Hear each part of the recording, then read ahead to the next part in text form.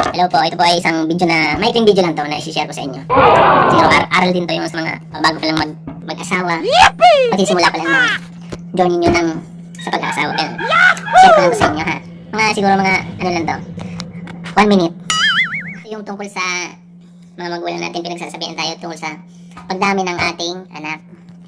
Yung pagdami ng kanilang apo, masaya ba o hindi? Kung masaya ba yung magulang natin na maraming apo? 1 minute lang to. Kwento ko lang yung mga nanay dyan na gustong mag-apo, pero pag binigyan mo ng madaming apo, ayaw na. Oh no! Yung parang mga sinasabi na, uy, tama na yan, ang dami mo ng anak. Kaya unang pagkabibi namin, sabi ni mama sa akin, okay, Logia, tama na yan ha, tama na yung isa na yan ha. Ay di, syempre nanay mo yun eh. Sige, isa lang, okay lang po. Tatanggap ko na lang kasi syempre gusto nila yung maayos din ang buhay mo, yung magampanan mo yung anak mo. Tapos may pagkakataon syempre hindi natin masabi. Nakapangalawa ulit. Nakadalawa na.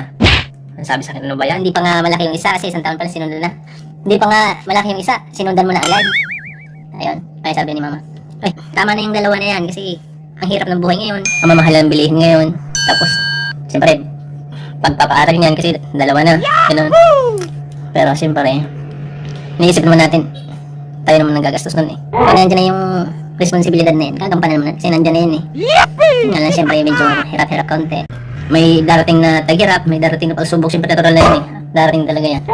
Yung simula namin ano eh, ano, sabi, yung kalendar na siya tinatawag.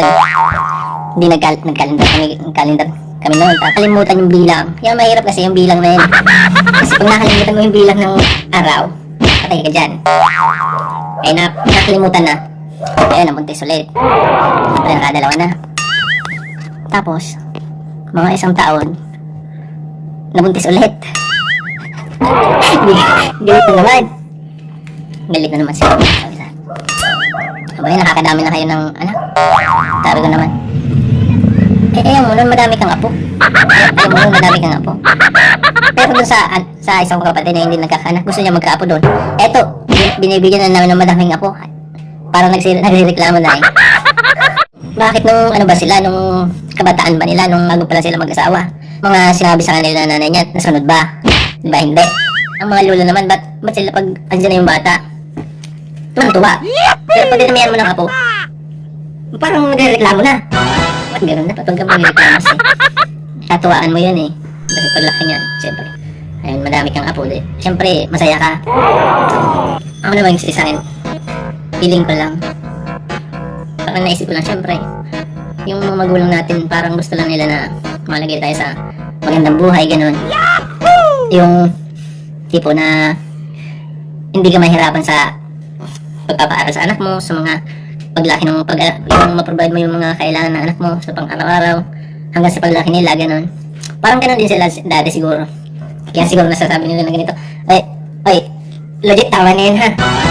Ang dami mo ng anak, baka mamaya ay nahihirapan ka na. Tapos yung parang ang ayaw ko lang kasi doon, yung parang sinasabi na kung ang dami mo ng anak, parang sinasabi, pinapainaan na loob na parang hindi mo kaya.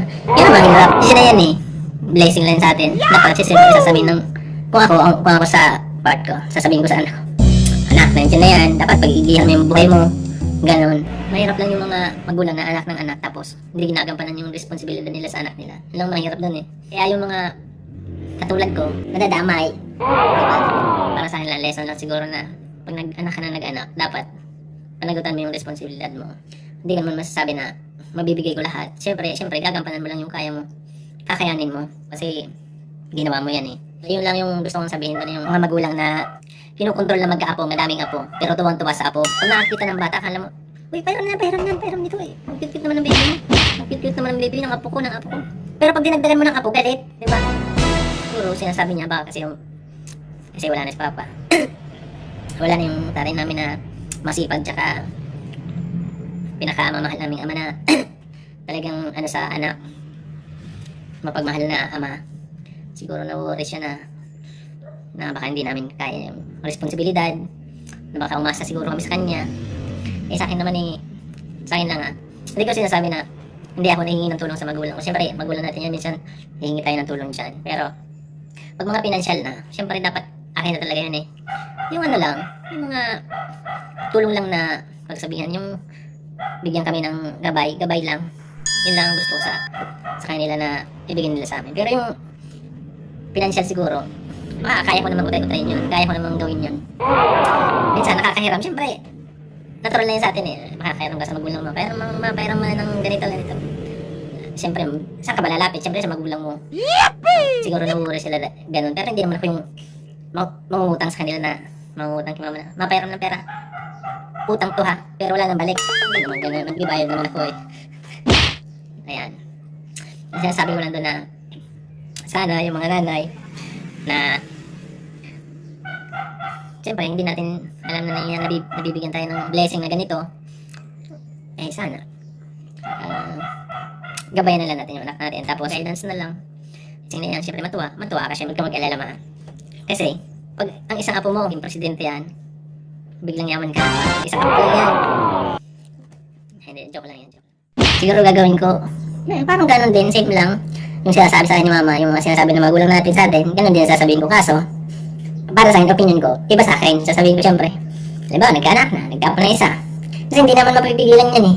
Kasi kung nandyan na, pwede naman pigilan. Kaso, siyempre, hindi naman natin masasabi yun eh. Kahit na gumagamit tayo ng mga pills na yan, yung kung ano-ano dyan, may pagkakataon pa rin na nangyayari na nabibigyan tayo ng blessing. Kasi, blessing yan eh. Galing yan sa Panginoon. Nadating lang bigla.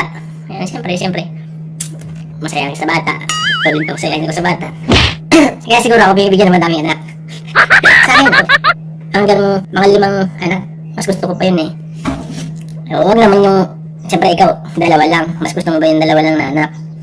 Oo nga, mapoprovide mo yung pangangailangan nila, mapapaaral mo sila, mabibigyan mo sila ng magandang buhay kung halimbawa. Kasi 2 lang eh, kakayanin mo yun eh. Isa sa madaming anak. Kaso, siyempre, pagdating ng panahon na tumatanda ka na, halimbawa, yung isa, babae at lalaki, halimbawa babae at lalaki yung anak mo. Yung babae nag-asawa na.